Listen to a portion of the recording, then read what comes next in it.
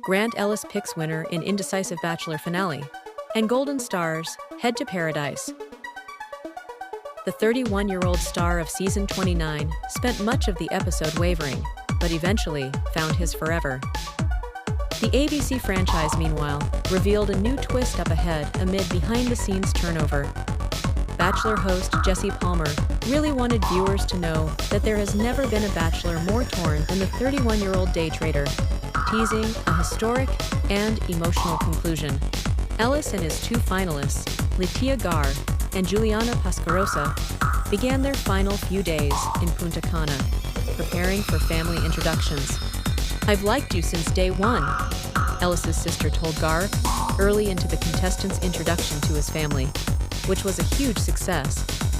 His family made it very clear they think she'd be perfect for him, and Ellis was all smiles when the introduction ended, with Gar telling him she loves him. "Grant makes me feel special and lucky. I just love him," the 31-year-old said, adding she's confident she'll be engaged by the end of the week. Is that positive movement in the right direction, or unfortunate foreshadowing? The Ellis family introduction to Pascarosa had a bit of a different tone, but it was still an overall success. "Do you love my son?" Ellis's mother asked her during the introduction, which certainly tripped up the 28-year-old. Pascarosa quickly reassured Ellis' mother that an engagement is forever and love is forever. So even though she hasn't said she loves her son, it doesn't mean she won't get there. Ellis' mother pleaded with her son to walk away from Pascarosa if she doesn't say she loves him. Thankfully for Pascarosa, when Ellis told her that he loves her, she returned the sentiment. "We are in love with each other, and it makes me feel like I'm really to conquer everything with her," he said in a confessional, adding that he's only more confused because he loves both. Naturally, The Bachelor brought back former contestants who were in the same boat to speak to Ellis's finale during Live After the Final Rose special. Back to how the pre-taped show ended. The next day, Pascarosa and Ellis hit the open sea for a sailboat date. "I will do my best to handle your heart with care," the client service associate told Ellis when he asked if she was going to break his heart. "Diving into this was really scary for me as well." Gar and Ellis opted for a cinematic date on horseback with rain pouring down.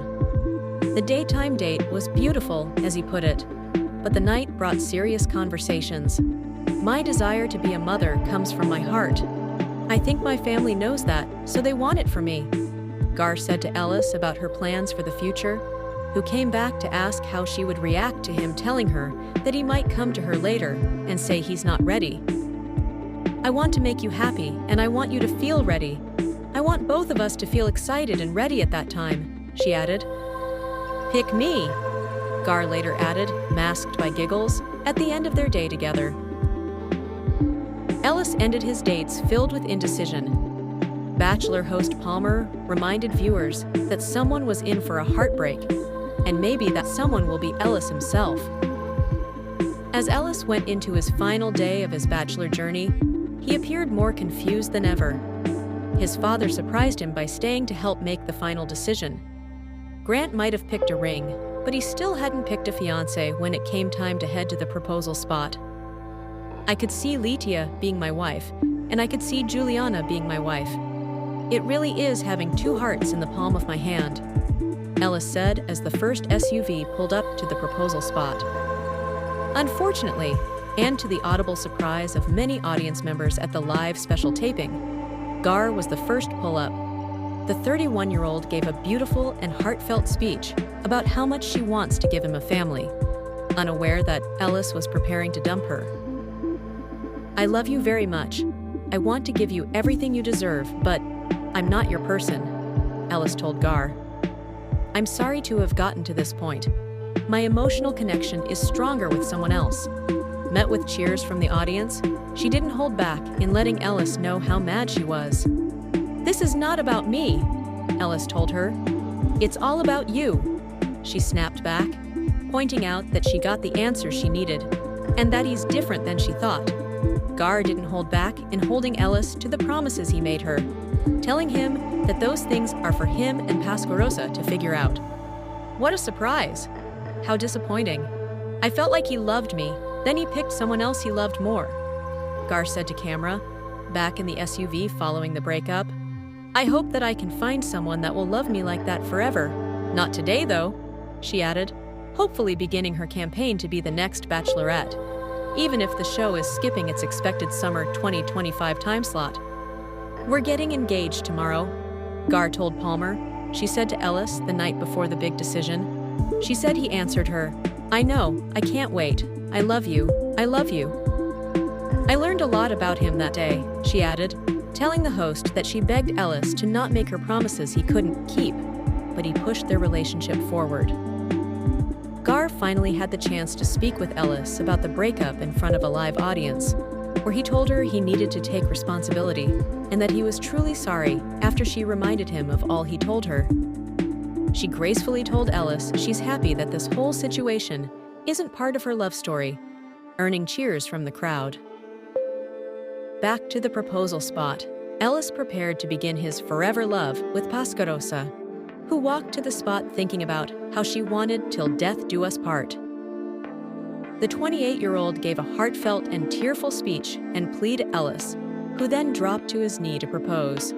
"A million times yes!" she excitedly squealed.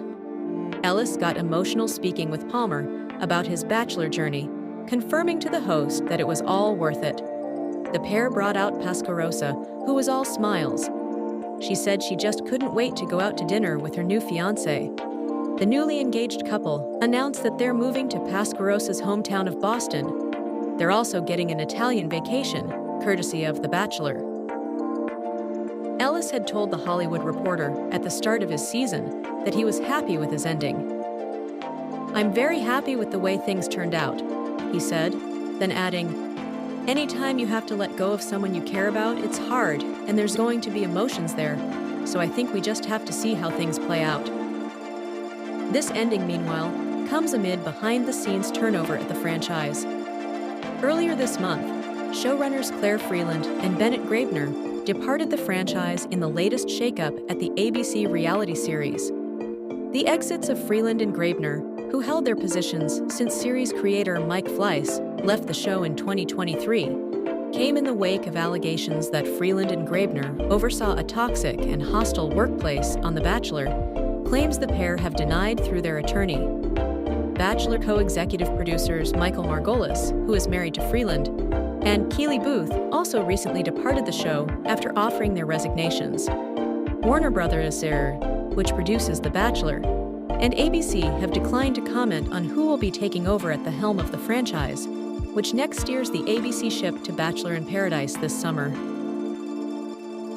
At the tail end of After the Final Rose, the franchise dropped a big twist for Paradise when it revealed that, for the first time, the summer spin-off will include contestants from the Golden Bachelor/Bachelorette casts, fan favorites. Leslie Fima from The Golden Bachelor and Gary Levingston from Golden Bachelorette were on hand as the first cast members.